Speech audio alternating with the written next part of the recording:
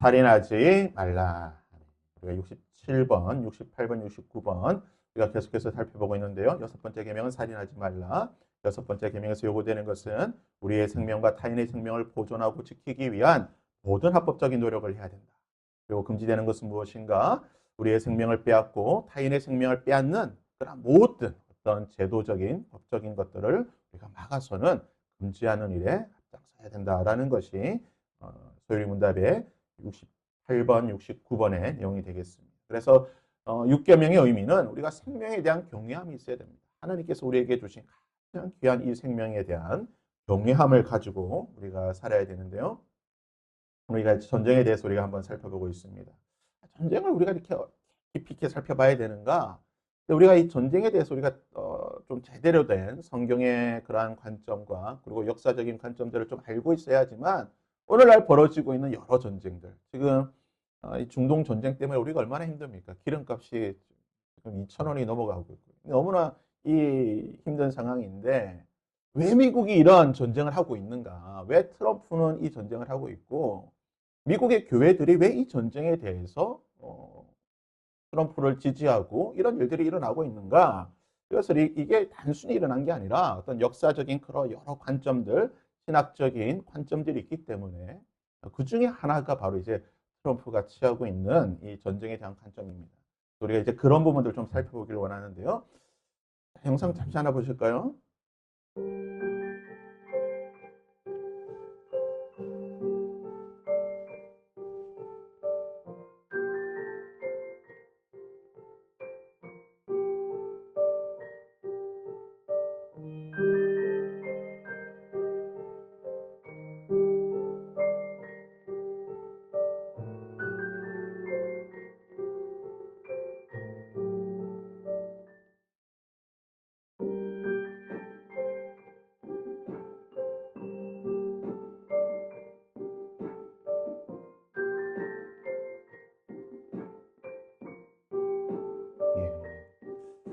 이렇게 이제 전쟁 1위가 지금 2차 세계대전입니다. 지금 못하는 것 같은데요. 1900년 이후, 그러니까 20세기 들어와서 일어섰던 여러 전쟁 가운데 가장 많은 피해자, 사망자가 있었던 전쟁 가운데 우리나라가 6위입니다. 한국전쟁. 이제 곧 한 달 뒤면 이제 6.25인데요.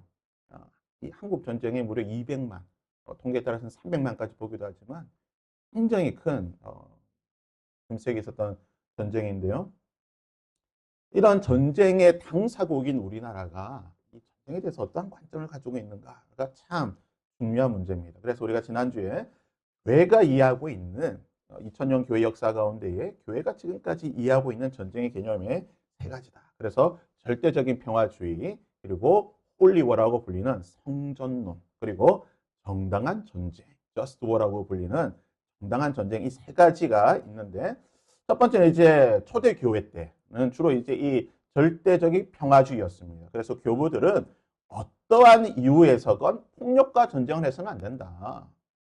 왜냐하면 예수님께서 산상수훈에서 원수를 사랑하라고 말씀하셨고, 내 옷뺨도 대라고 말씀하셨고, 옷을 벗기면 뭐 주라고 말씀하셨고, 억지로 뭐 가라고 말씀하셨기 때문에 우리는 예수님의 말씀을 문자 그대로 지켜야 된다. 라는 이러한 생각들이 아주 많았습니다. 그래서 초대교회는 절대적인 평화주의였습니다. 그래서 1, 2세기 그리스도인들은 로마 군대에 군사로 복무하지도 않았다는 거죠. 그래서 이것이 이제 역사적으로 보면 여호와 증인이 지총 거부를 하는, 군대를 거부하는 자신들의 그런 이유 중에 하나도 이것을 이제 근거로 되고 있긴 한데요.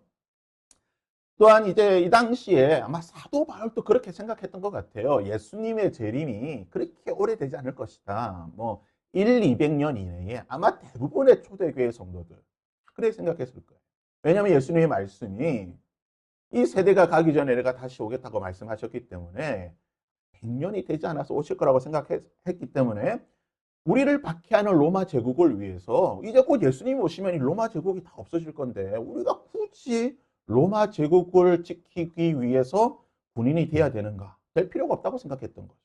그래서 초대교회 때는 이런 절대적인 평화주의가 대부분이었다. 그러니까 예수님의 삶과 가르침에 따라서 그렇게 했고, 이것을 주장했던 여러 신학자들이 있지만 대표적으로 이제 터툴리안이 있습니다. 터툴리안 같은 경우는 예수 그리스도는 베드로의 칼을 거두게 하심으로 모든 군인의 무장을 해제시키셨다. 그래서 군 복무를 해서도 안 된다라고 말했습니다. 오리겐 역시 그리스도인은 황제를 위해 물리적인 무기를 들은 칼을 들어서 싸우는 것이 아니라 오직 기도로서 손을 들어 기도함으로써 로마 제국을 위해서 우리가 협력하는 어떤 그런 평화의 군대다라고 이야기를 했습니다. 근데 참 재밌는 것은 뭐냐면요.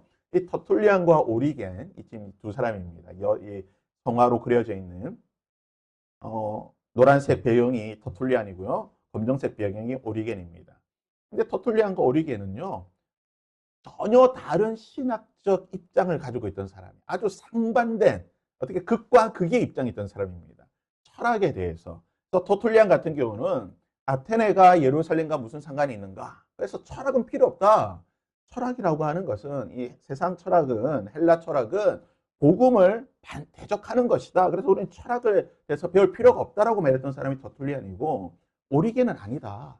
세상의 모든 지식과 학문 가운데는 하나님의 은총이 있기 때문에 철학 가운데서도 하나님의 은총이 있다. 그래서 우리가 철학을 잘 연구하면 우리가 하나님의 말씀, 복음을 이해하는데 우리가 훨씬 더 좋은 도구가 될 수 있다. 그래서 우리가 철학을 공부해야 된다라고 했던 사람이 오리겐입니다. 그러면 한번 퀴즈를 내볼게요. 터툴리안과 오리겐 중에 누구의 의견이 오늘날까지 교회에서 받아들이고 있는 의견일까요? 터툴리안의 의견일까요? 오리겐의 의견일까요? 누구의 의견일까요? 교회는 오리겐의 의견을 받아들였습니다. 그래서 신학교를 가면요. 제가 신학교 1학년 때 1학년, 2학년, 3학년, 4학년 매 학년마다 철학 공부를 했습니다. 고대 철학, 중세 철학, 뭐 근대 철학 이런데 매 학기마다 철학을 공부했는데요.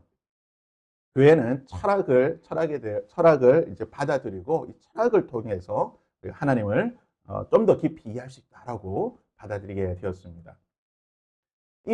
그러니까 지금 초대교회 때까지 이제 평화주의예요. 절대적인 평화입니다. 전쟁해서는 안 된다라고 폭력은 절대 안 돼. 비폭력주의를 말했던 사람들이고 이제 이후에 이 초대교회가 끝나고 이제 중세로 접어들면서 중세라고 정의할 수 있는 그 시대로 접어들면서 소위 말하는 홀리워라고 불리는 성전론이 등장하게 됩니다.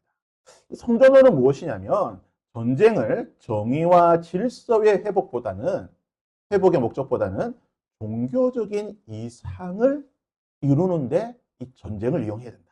그래서 전쟁 그 자체를 하나님께서 하신 명령이다. 마치 이스라엘 백성들이 가나안에 들어갔을 때에 가나안의 모든 사람들을 진멸하라고 말씀하신 것처럼 이 전쟁이라고 하는 것은 하나님이 우리에게 주신 거룩한 사명이다라고 봤습니다. 그래서 이교도들이나 또는 이단들에 대해서 무력을 사용하고 그들과 전쟁하고 폭력을 사용하는 것은 우리의 신앙의 의무다. 성경 봐라. 구약을 봐라. 그렇지 않느냐라고 이야기했던 사람들입니다. 그래서 이 성전론에 따라서 소위 말하는 십자군 전쟁이 일어나게 되는 겁니다. 1095년에 성지 탈환을 목표로 해서 시작되었던 십자군 전쟁.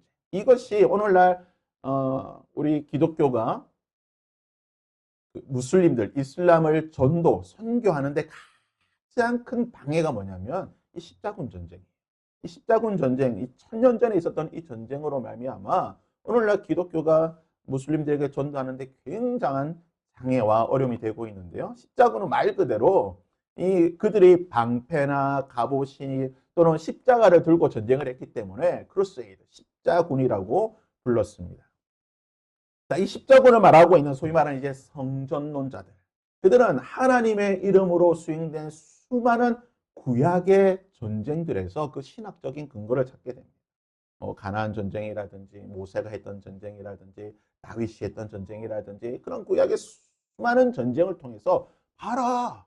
하나님의 백성들, 하나님께서 그들의 전쟁을 통해서 하나님의 역사를 이루지 않았냐라고 이야기하는 것이고 특별히 예레미야 48장 10절은 이들에게 아주 성경적인 근거가 되는데요. 여호와의 일을 태만히 하는 자, 즉 여호와의 전쟁을 태만히 하는 자는 저주를 받을 것이요. 자기 칼을 금하여 피를 흘리지 아니하는 자, 즉 하나님을 위해 전쟁하지 않는 자는 저주를 당할 것이다라고 하는 말씀을 이들의 신조로 삼았습니다. 그래서 이들은 이 말씀에 따라서 우리가 하는 전쟁은 당연하다. 이교도들과 전쟁하고 이단들을 폭력으로 다스리는 것 당연하다라고 말했습니다. 그러면 왜 이런 성전론자, 홀리워를 말하는 사람들이 나오는가? 자, 이제 이 어거스틴을 우리가 생각할 수가 있는데요. 어거스틴은 원래 성전론자가 아닙니다. 우리가 잠시 뒤에 살펴볼 이 just war라고 하는 정당한 전쟁, 정전론자였습니다. 하지만 의도치 않게 이 어거스틴의 말이 성전론자들에게 어떤 신학적, 사상적인 기초를 제공하였습니다. 어거스틴이 뭐라고 말했냐면요. 방어적이고 정의를 회복하기 위해서 최소한의 폭력, 전쟁은 할 수 있다고 봤습니다. 근데 왜 이런 어거스틴이 이런 이야기를 하게 되었는가? 이건 이제 역사적인 배경이 있는데요. 북아프리카 교회를 분열시켰던 도나투스파라고 하는 이 도나투스주의자들이 아주 폭력적으로 교회를 점령하고 또는 성직자들에게 폭력을 가하게 되니까 어거스틴이 보니까 안 되겠다. 이들을 진압하기 위해서 로마 군대의 국가의 힘을 빌려야 되겠다. 공권력을 동원해서 이 폭력을 행하는 사람들을 진압해야 된다라고 이야기를 하게 됩니다. 이것이 이제 이 성전론자들에게 어떤 하나의 신학적인 아이디어가 되어서 이 정전론이 발달하게 되는데, 그렇다면 잠시 이제 이 도나투스 논쟁에 대해서 한번 살펴보겠습니다. 어거스틴과 도나투스 논쟁은요, 뭐 이제 우리가 기본적인 뭐 상식은 아니지만 뭐 그냥 이 배경을 알기 위해서 제가 한번 짧게 말씀드리면요. 어거스틴과 도나투스 논쟁은 역사는 계속 반복되는 거예요. 이 5세기에 있었던 어거스틴과 도나투스의 논쟁은요, 오늘날도 여전히 우리 가운데 일어나고 있는 논쟁입니다. 아니, 5세기의 어거스틴과 도나투스의 논쟁이 어떻게 오늘 우리 가운데서 일어나고 있는가? 자, 이거 왜 일어났냐면요. 로마가 박해를 하니까 이 박해를 받아들이고 견디다 못해 이제 순교하는 사람들이 있었죠. 박해를 받으면서 그래, 내가 하나님의 복음을 위해서 나는 순교해야지 하는 사람도 있었지만 박해가 너무 심하니까 그래, 내 잠시 살기 위해서 또는 우리의 가족을 지키기 위해서 우리 교회를 지키기 위해서 내 잠시 배교할게. 그래서 일본이 그랬다고 해야죠. 그 십자가를 바닥에 놓고 이걸 밟고 지나가면은 가족을 살려주고 이거 안 밟으면 다 죽이는 거예요. 그러니까 이게 로마가 이렇다는 거죠. 교회를 박해를 하니까 내 목숨도 목숨이지만 우리 공동체를 살리기 위해서 배교를 한 겁니다. 이제 성직자들이 배교를 하는 거예요. 성경책을 갖다 주고 또는 십자가를 모독하는 그런 여러 가지 배교를 하게 되는데, 문제는 이 로마의 박해가 끝나고 난 뒤에 콘스탄티누스 황제에 의해서 기독교가 공인이 되고 나서 이 교회를 배신했던 배교했던 성직자들이 다시 교회로 돌아온 겁니다. 그러니까 어떤 문제가 있습니까? 로마의 박해를 견뎠던 죽음의 그 공포를 이겨냈던 사람들이 보니까 이 배교했던 사람들이 오면서 회개도 안 하고 아무것도 안 하면서 다시 이 교회 내에서 중요한 자리를 차지하는 거예요. 그래서 이 도나투스파들이 뭐라고 말하냐면, 야, 지금 너네들 배교해가지고 박해 때 배교해가지고 세례 베풀었지. 너네들 박해 때 여러 가지 성찬했지. 이거 다 무효야. 왜? 너희들 예수님만을 주님으로 믿어야 되는데 황제도 하나님이라고 그러면서 배교한 사람들이 어떻게 베푼 세례나 또는 성찬이 그게 유효하냐? 안 된다. 우리처럼 박해를 끝까지 버텼던 순결한 우리가 베푸는 세례와 성찬이 오리지널이다. 이 참되다. 그래서 박해 시대 때 세례받고 성찬하는 사람들 다 무효. 우리한테 다시 세례를 받아야 된다. 근데 둘이 싸운 거예요. 그러면서 이제 도나투스파가 뭐라고 말하면, 교회라고 하는 것은 하나님의 흠없는 성도들의 모임이다. 순결한 성도들의 모임이기 때문에 이 배교한 사람들은 교회를 나가든지 또는 회개하고 우리한테 세례받고 다시 정결한 사람이 되어야 된다라고 주장하게 됩니다. 그러자 어거스틴이 반박을 하게 되는 거예요. 어거스틴이 뭐라고 반박을 하냐면, 성례라고 하는 것은 성직자에게 달린 것이 아니다. 성직자가 뭐 배교를 했더니 이게 중요한 게 아니라 성례를 삼위 하나님의 이름으로, 성부, 성자, 성령의 이름으로 성례를 행하게 되면 성례의 주체이신 예수님의 이름으로 했기 때문에 유효하다. 그러니까 아무리 배교한 성직자가 베푼 세례라고 해도 성부, 성자, 성령의 이름으로 한 세례는 세례가 맞다라고 어거스틴이 주장을 하게 된 거예요. 이 도나투스와 어거스틴이 이제 논쟁을 하면서 이 싸우게 되는데 누가 이겼을까요? 어거스틴이 이기게 됩니다. 도나투스파가 지게 됩니다. 그래서요. 저는 솔직히 말씀드리면 저는 요거 좀 별로 마음에 안 들어요. 어거스틴 요 부분에서 별로 마음에 안 드는데 오늘날 이제 개신교가 우리 뭐 교단도 마찬가지지만 한국 교회가 개신교는 천주교의 세례를 다 인정하고 받아들입니다. 받아들여요. 그러니까 천주교에서 세례받은 사람이 개종을 해서 개신 우리 교회로 들어오면 천주교에서 세례받았으니까 오케이 세례교인 그래서 바로 성찬을 행해 줍니다. 근데 재밌는 것은 천주교는 안 그래요. 천주교는 우리가 따뜻해야 됩니다. 우리는 받아줘요. 왜? 어거스틴의 입장에 따라. 저는 좀 아니라고 봐요. 저는 이 부분에 대해서 조금 동의를 하기 어려운 게 아니 아무리가 성찬이 성부, 성자, 성령의 이름으로 준다 할지라도 그 성찬을 행하는 사람이 이단이거나 정말 나쁜 사람이면 좀 찝찝하잖아요. 그렇지 않습니까? 좀. 그래서 저는 뭐 본인이 뭐 안 받겠다 하면 상관없겠지만 저는 좀 찝찝해서 다시 받고 싶습니다 하면 저는 다시 주는 게 맞다고 생각해요. 하지만 이 우리 개신교는 장로교는 다시 세례 안 줍니다. 세례 주면 재세례파가 되기 때문에 세례를 안 줘요. 그냥 이단에서 세례 받아도 오케이 받아줍니다.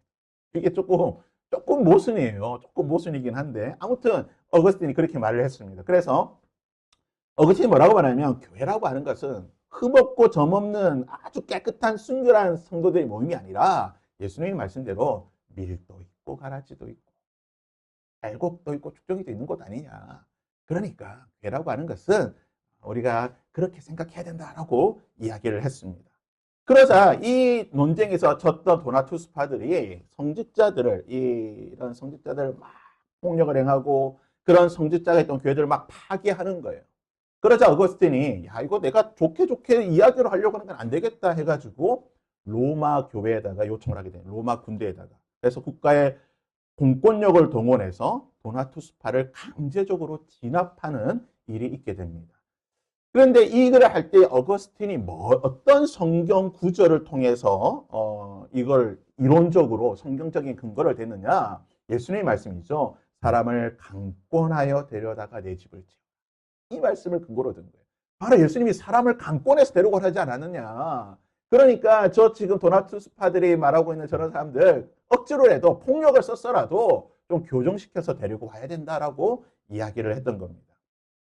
어거스틴의 논리는 교회가 국가의 권력을 빌려서 이단과 반대파를 억압하는 종교적인 핍박 사례가 되는 거예요. 이것은 어떻게 보면 조금 교회사적으로 보게 되면 교권주의자들, 배교해서 교회의 어떤 주도권을 가지고 있던 교권주의자들이 기득권을 좀 인정해주는 그런 좀 안 좋은 선례가 되었고 어거스틴이 제공한 논리는 십자군 전쟁과 또는 종교 재판을 정당화시키는 근거가 되었습니다. 잘못된 사람들 국가의 권력으로 바로 교정 잡아야 된다. 폭력 써야 된다. 저 이단들을 폭력 써가지고 때려서라도 좀 제대로 믿게 만들어야 된다라고 가르치는 이 중세교회의 잘못된 가르침의 근거가 되었고 이게 왜 오늘 현실적 계속 제가 말씀드리면 종교개혁 당시에 칼빈이 종교개혁했을 때에 천주교에서 넘어온 사람들을 칼빈은 다 받아줬어요. 그러니까 성례를 다 인정해줬어요. 그렇지만 제세례파들이 있었습니다. 제세례파들이 도나투스파하고 똑같았어요. 무슨 소리야? 중세 천주교 잘못되지 않았냐? 뭐 마리아 숭배하고 이런 잘못된 신앙이 있던 사람들이 돌아왔으면 똑바로 세례 받아야지 했던 사람들이 제세례파예요. 근데 이것이 이때만 있었던 게 아니라 우리나라에도 있었습니다. 우리나라는 신사참배가 있었죠. 1939년, 38년, 39년에 조선 그 기독교 장로회에서 신사참배를 가결하죠. 그래서 한 5년 정도 신사참배 기간이 있었습니다. 한국교회 가운데. 그때 신사참배했던, 그래서 신사참배가 뭡니까? 그 십자가 요 앞에다가 이제 옆에다 그거 놓는 거잖아요. 그 일본 신사 놓고 먼저 이게 일본 천황한테 절하고 그 다음에 예배 드렸던 거거든요.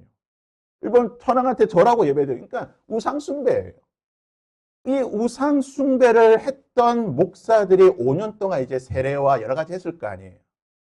그러니까 해방 이후에 이, 이 신사참배를 반대했던 주기철 목사님이라든지 뭐 손양호 목사님, 한상동 목사님들이 보기에는 말이 안 되는 거예요. 아니, 이 지금 우상숭배했던 사람들이 목사라는 이름으로, 단지 목사라는 이름으로 세례를 줬다고 해서 이 세례를 우리가 인정해야 되냐. 이 당시 이 사람들이 하나님 믿던 사람도 아닌데, 그들의 입장에서 볼 때는. 그렇잖아요. 천황한테도 절하고 하나님도 절했으니까. 그래서 이 분들이 신사참배를 반대했던 분들이 안 된다. 이 당시에 신사참배했던 모든 사람들 다 회개해라. 목사들은 뭐 3개월 또는 6개월 기도원 가서 기도하고 회개하고 그리고 돌아오고 그때 세례받았던 사람들 다 그냥 좀 다 하지 말고 좀 새롭게 이렇게 해야 된다라고 이야기를 했습니다.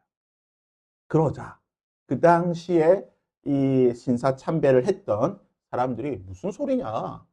아, 우리가 신사참배하고 싶어서 한 거냐? 일제가 신사참배 안 하면 교회 다 불사르고 성도들 다 죽인다고 하니까 우리는 교회 지키려고 한 거다.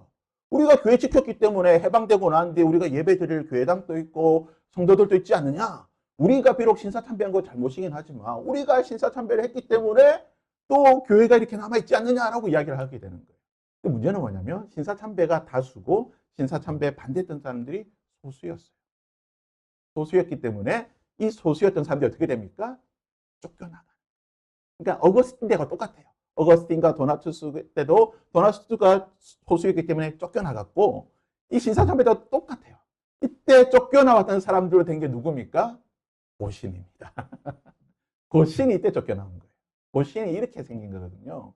그래서 고신이 참 어떻게 보면 너무 안타까운 게 뭐냐면 물론 우리가 신앙의 순결함을 위해서 이렇게 한 것도 참 좋긴 하지만 한국 교회가 원래는 교단이 하나였거든요. 장로교가 하나였는데 이것이 두 개로 나눠지는 첫 출발점이 고신입니다. 이 고신이 그러니까 이 한국 교회 분열의 원죄를 가지고 있어요. 신앙의 순결은 지켰는데 교회를 분열시키는 이 원죄를 가지고 있어가지고 좀 안타깝습니다. 그래서 이때 조금 고신이 조금 더 좀 전향적인 자세를 취하고 조금 더 그 신사참배 사람들 좀 풀어주었다라고 하면 한국교회가 분열되는 것을 조금 더 멈춘다든지 또는 또 그 어떤 그런 분위기가 좀 완화되지 않았을까라는 그런 안타까운 마음이 있습니다. 그런데 이것은요 여전히 마찬가지입니다. 왜 그러냐면 지금 그 유광수 다락방에 있던 목사들이 유광수가 잘못됐다고 해가지고 이탈해서 기존 교단으로 들어왔어요. 뭐 개혁교단이라든지 몇 군데 들어왔거든요. 근데 유광수 같은 경우는 한국교회에서 이단으로 인정했단 말이죠. 이단으로. 이단으로 인정했는데 이단이었던 유광수 밑에 있다가 거기서 세례받고 목사 된 사람들이 아 유광수 잘못됐으니까 우리 나가겠습니다. 그리고 우리는 이제 제대로 된 정통교회 들어가겠습니다 했을 때에 교회들이 어떻게 해야 될까요? 받아줘야 됩니까? 안 받아줘야 됩니까? 어떻게 해야 될까요? 받아줬어요. 저는 받아줘도 된다고 생각하는데 문제는 뭐냐면 받아주더라도 이들이 제대로 된 신학과 또한 교육을 받을 수 있도록 또한의 좀 어떤 그런 시간과 훈련과 소위 말하는 정화의 시간을 가져야 되는데 이때 들어온 사람들 중에 교회가 큰 교회들이 좀 많이 있었어요. 큰 교회들이 있으니까 교단들이 좀 작은 교단들이 어이구 우리 교단으로 들어오십시오. 우리 교단으로 들어와가지고 그렇게 해서 그냥 무분별하게 받아주는 사건들이 있어요. 그러면서 유광수 밑에서 세례 받았던 사람들 세례 다 받아주고. 왜냐하면 지금 어거스틴이 그랬고 한국 교회가 지금 그 논리를 그대로 따르고 있고 이것은 우리나라뿐만 아니라 미국도 마찬가지고 전 세계가 다 이 문제가 있습니다. 근데 저는 솔직히 모르겠어요. 잘 모르겠습니다. 뭐 이것도 이해가 되고 저것도 이해가 되지만 저는 좀 심정적으로 이들의 세례에 대해서 우리가 좀 다시 한번 조금 전향적으로 좀 생각하고 다시 세례를 주는 것도 나쁘지는 않다라고 생각을 하는데 또 그래 세례 한 번 더 주면 재세례파 되니까 뭐 그래서 좀 그래요. 아무튼 그렇습니다. 좀 쓸데없는 얘기만 했는데 자, 이 전정론자를 어떻게 이제 어거스틴이 신학적 이론을 제공하게 됐고 우르바누스 교황이라고 하는 사람이 있습니다. 이 사람이 뭐라고 말하냐면 이 십자군 전쟁을 첫 번째 일으켰던 사람이에요. 십자군 전쟁을 처음 일으키게 되는데 이 사람이 뭐라고 말하냐면 슬로건을 내밉니다. 빨간색으로 적어놨죠. 데우스 볼트라고 하는 하나님이 원하신다. 이 십자군 전쟁은 지금 저 무슬림들이 이슬람이 성지 예루살렘을 빼앗았는데 이것을 탈환하는 것. 저들과 전쟁에서 저들을 죽이고 성지에서 이교도를 쫓아내고 우리가 성지를 찾는 것, 예루살렘을 찾는 것은 하나님이 원하신다. 이 전쟁은 그냥 전쟁이 아니라 무슨 전쟁이라고요? 구원의 역사에 있는 전쟁이라고 이야기를 하게 되는 거예요. 그래서 전쟁에 구원의 개념을 도입시켜 가지고 이 전쟁을 하게 되는 겁니다. 바로 이 사람입니다. 159대 교황이고 프랑스인으로는 두 번째 교황인데요. 이 사람이 뭐라고 말하냐면 이러면서 이제 전쟁 우리가 저 무슬림들이 차지하고 있는 저 예루살렘 성지를 빼앗자라고 하는데 그냥 하면 안 되잖아요. 야, 우리 전쟁하러 가자면 누가 가겠습니까? 돈도 많이 들고 죽을 수도 있는데. 그래서 뭐라고 말하냐면 이런 말을 하게 됩니다. 대사 면별부 선언을 합니다. 이 전쟁에, 이 십자군 전쟁은 하나님께서 원하시는 거룩한 전쟁이니까 이 전쟁에 참여하면 과거의 모든 죄에 대해서 용서받게 된다. 그 죄에 대한 형벌을 면제받는다라고 하는 중세 카톨릭이 말했던 면죄부의 시초를 이때 말하는 거예요. 그러면서 이 전쟁은 구원을 얻을 수 있는 가장 확실한 방법으로 이야기가 됩니다. 그러니까 일반 신도들 입장에서 뭡니까? 야, 천국 갈 수 있는 가장 확실한 방법, 나의 모든 죄를 다 용서받을 수 있는 방법, 이 전쟁에 참여하는 거니까 사람들이 불길같이 야, 나도 전쟁 서로 전쟁에 가겠다라고 불길처럼 일어나게 됩니다. 이것이 이 당시에 발부되었던 면벌부입니다. 무려 1000년이 된 종기들입니다. 오늘 평가는 이제 종교개혁 1500년대에 있었던 면벌부고 이 면벌부예요. 이것을 주는 거예요. 여기 이름 써가지고 딱 주는 거예요. 갖고 오면 야, 너 모든 죄, 네가 받을 모든 죄를 용서해준다. 이 면벌부를 줬던 이 한 장 받으려고 전쟁 가는 겁니다. 교황 우르바누스 2세가 이야기를 하게 되고 클레르보의 베르나르라고 하는 굉장히 유명한 이 수도사인데요. 이 사람이 이제 성전론을 완성하게 됩니다. 2차 십자군 전쟁을 일으키게 되는 출발점이 되는데요. 템플 기사단이라고 하는 것을 만들게 됩니다. 이 사람이 뭐라고 말하냐면 살인은 그 전쟁 중에 사람을 죽이는 것은 살인이 아니다. 뭐라고 말하냐면 그에 져서 새로운 기사들에 대한 찬사에서 기독교 기사들, 이 성전에 참여하는 기사들이 그리스도를 위해 이교도를 죽이는 것은 사람을 죽이는 죄가 살인이 아니라 뭐라고요? 악을 죽이는 행위다. 악이다. 그래서 마음껏 죽여라 라고 이야기했던 거예요. 어떻습니까? 오늘날 일어나고 있는 수많은 전쟁들, 종교의 이름으로 일어나고 있는 전쟁들의 아주 근본이 되는 이론입니다. 이건 사람이 죽이는 거 아니야. 이교도 저 사람 아니잖아. 저기 악마의 자식 아니야. 마귀의 자식 아니야. 죽여라 라고 이야기를 한 겁니다. 이걸 누가 했느냐? 클레르보의 베르나르라고 하는 사람이 했는데요. 이 사람이 뭐라고 말하냐면 전쟁을 통해 이교도를 죽이는 것은 그리스도에게 영광을 돌리는 것이고 전쟁 중에 전사하는 기사는 순교자로서 즉시 천국에 간다고 합니다. 일본이 대동아 전쟁 벌였을 때에 천황을 위해서 사람들 다 죽여버렸어요. 똑같은 겁니다. 천황을 위해서 죽이는 거나 하나님을 위해서 죽이는 거나 똑같은 이 폭력을 이 종교라고 하는 이름으로 포장했던 거예요. 그런데 이 베르나르의 클레르보라는 사람이 저는 개인적으로 이 사람이 이런 성전론에 대한 주장은 별로 동의하지 않지만 이 사람의 어떤 다른 어떤 글들이나 그런 것들 참 좋은 글들이 많이 있는데 우리가 부르는 찬송가 중에 이 사람이 지은 찬송가가 있습니다. 이 사람이 지은 가사가 있습니다. 어떤 찬송가일까요? 한번 맞춰보십시오. 어떤 찬송가를 이 사람이 지었을까요? 여러분이 아주 잘 아시는 찬양. 찬송가 85장. 구주를 생각만 해도 내 마음이 좋고. 이 찬양의 가사를 지은 사람이 클레르의 베르나르입니다. 그 찬송가 145장 거룩하신. 찬송가 262장 날 구원하신 예수님 구주를 이 우리의 한글 이 찬송가에 이 세 장이나 이 사람이 지은 찬양. 우리 이 개신교 찬양 중에 캐톨릭의 수도사들이나 신부들이나 이런 사람들이 지은 찬송가가 몇 개 있습니다. 그래서 저는 좀 개인적으로 우리가 복음주의고 개혁주의고 개신교라고 한다면 굳이 이런 천주교의 유산들을 우리가 가져올 필요가 있나라는 생각을 좀 개인적으로 합니다. 그런데 뭐 교회가 오랫동안 지켰던 전통이기 때문에 그냥 뭐 하긴 하지만, 근데 저는 개인적으로 85장 너무 좋아하는 찬양이거든요. 구주를 생각만 해도 얼마나 좋습니까? 가사가 이렇게 좋거늘 주 얼굴 배울 때 얼마나 좋아요. 가사 너무 좋잖아요. 근데 이 찬양이 사람이 지은 거예요. 참 아이러니하다라는 생각을 하게 됩니다. 음모론의 단골 소재죠. 그래서 이 템플 기사단, 오늘날도 있습니다. 템플 기사단이라고 하는 음모론의 아주 단골적으로 나오는데, 왜 성전 기사단, 템플 기사단이라면 이들은 십자가를 항상 그들이 마크로 쓰고 있습니다. 오늘날도 여전히 이 템플 기사단이라는 것이 존재를 하게 되고요.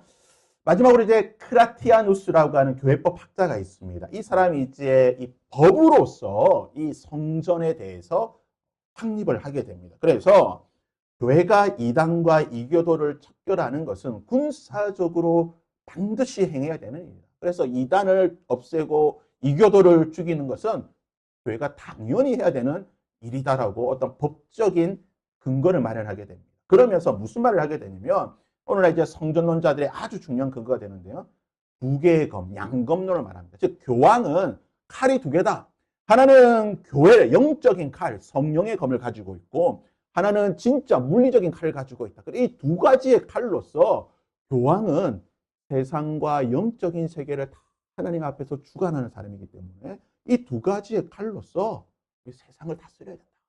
그래서 교권의 교황권을 위에 두던 시대에 이 이야기를 하게 되는 거죠. 그래서 교황에게는 이러한 힘이 있다. 그래서 교황이 명령하면 십자군이 나가야 되는 거고, 십자군이 나가서 이교도를 다 죽여야 된다라고 말했던 것입니다. 그래서 이 대의명분은 이 성전론 십자군은 전쟁의 최종 지휘관은 하나님이시다. 그래서 이교도를 죽이는 것은 하나님께 영광을 돌려드리는 일이고, 이교도들, 무슬림들, 이단들은 단순히 적이 아니라 뭡니까? 하나님의 원수예요. 마귀 새끼라는 거예요. 악마예요. 그래서 죽여야 된다. 그래서 뭡니까? 진멸해야 된다. 가나안 전쟁에서 진멸하라. 남녀노소 모든 생명 다 죽이라고 하는 말을 문자 그대로 적용해가지고요. 이 십자군이 갔을 때 다 죽였어요. 싸그리 다 죽였어요. 가는 곳마다 이런 일이 있었고, 이 전쟁에 참여하면 구원받는다. 보상받는다. 오늘날 이제 이슬람에서 말하고 있는 지하드와 아주 맥을 같이 하는 일을 하게 되는 겁니다. 또 간단하게 이제 이 부분만 살펴보겠습니다. 성전이 이 십자군은 대략 한 200년 동안 지속이 됩니다. 모두 8차례에서 9차례 정도 학자에 따라서 왔다 갔다 하긴 하는데요. 첫 번째 십자군만 승리하고 나머지 2차부터 9차까지는 다 졌습니다. 싸그리 쥐고 다 가서 죽거나 뭐 이상한 다 됐습니다. 근데 최악은 이제 4차 전쟁인데요. 4차 십자군인데 성지를 회복하러 예루살렘으로 가다가 먹을 것도 없고 돈이 떨어지니까, 야, 우리 먹을 것도 돈 없는데 굳이 우리가 성지까지 가야 될까? 그냥 다른 곳 들려서 우리도 배도 좀 채우고 좀 잘 살아보자 하면서 어디를 침략하냐? 콘스탄티노플. 동방교회의 본거지인 콘스탄티노플을 침공하게 됩니다. 이것 때문에 동방교회와 서방교회가 갈라지게 된 하나의 원인이 됩니다. 그리고 4차 십자군 때 어떤 일이 있었냐면, 이 전쟁은 거룩한 전쟁이다. 그래서 죄가 없고 흠이 없는 사람들이 해야 된다.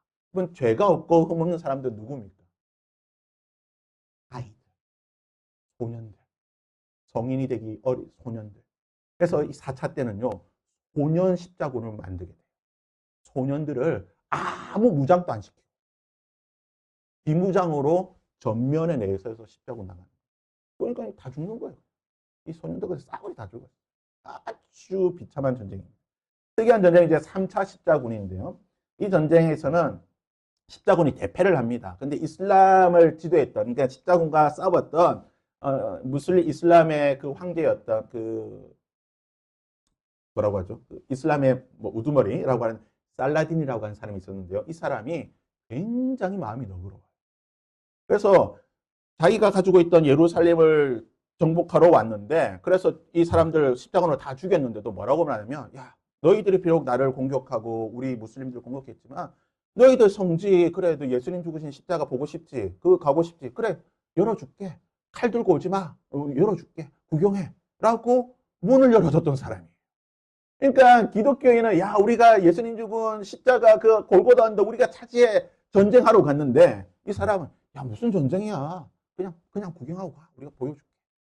극과 극의 모습을 보여준 거예요. 이 무슬림과 이 크리스찬의 이 극과 극의 모습을 보여주는데, 이 사람과 관련된 유명한 영화가 있습니다. 바로 이 영화입니다. 킹덤 오브 헤븐이라고.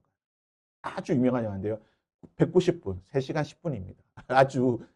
아주 긴 영화인데, 이 영화가 이제 십자군에 대해서, 특별히 3차 십자군에 대해서 아주 그 역사적 고증을 제대로 한 아주 좋은 영화입니다. 나중에 뭐 시간 되실 때 한번 보시면 될 것 같고요. 그래서 이 성전론은 오늘날 이슬람을 통해서 다시 재현되고 있죠. 이슬람이 여전히 성전을 말하고 있죠. 그래서 이슬람 무슬림들 뭐라고 하냐면, 지하드를 하면 죽으면, 알라를 위해서 죽으면 바로 천국에 간다. 알라를 위해서 죽으면 바로 천국에 가고, 천국도 그냥 천국이 아닙니다. 무슨 천국입니까? 소위 말하는 할렘. 우리가 할렘을 좀 부정적으로 쓰는데, 이슬람에서 할렘은요, 아름다운 처녀들을 70명을 아내로 두고 지내는 곳이 할렘이에요. 그래서 이 보면 젊은 청년들이 많이, 젊은 청년. 왜냐? 아, 나 결혼도 하기 힘들고 돈도 없는데 지하드 하다 죽으면 어떻게 돼요? 알라가 나를 위해서 70명의 아가씨들을 아내로 두고 있는 할렘을 바로 가는 거예요. 직통이에요, 직통. KTX 타고 바로 가는 거예요. 그래서 이 지하드를 엄청난 무슬림 젊은 청년들이 많이 자살 폭탄 테러 쫓기고 그냥 죽는 거예요. 종교의 이름으로 이 끔찍한 일이 벌어지고 있다. 뭐 역사는 반복되는 겁니다. 오늘날 우리가 일어나고 있는, 우리 주변에서 일어나고 있는 여러 종교적인 또는 현실적인 모든 전쟁과 분쟁들을 보게 되면 이미 해 아래 새 것이 없다고, 이미 예전에 있던 거예요. 그래서 예전의 사건들을 우리가 잘 살펴보면 얘네들이 왜 오늘날 이런 일이 있구나라고 하는 통찰력을 얻을 수가 있습니다. 오늘 이제 성전론을 찾아봤고요. 우리 다음 주는 이제 마지막으로 정전론, 정당한 전쟁에 대해서 살펴보고, 그리고 이제 제노사이드, 대량 학살에 대해서 우리가 살펴보고 전쟁에 대해서 마무리를 짓도록 하겠습니다. 우리 시간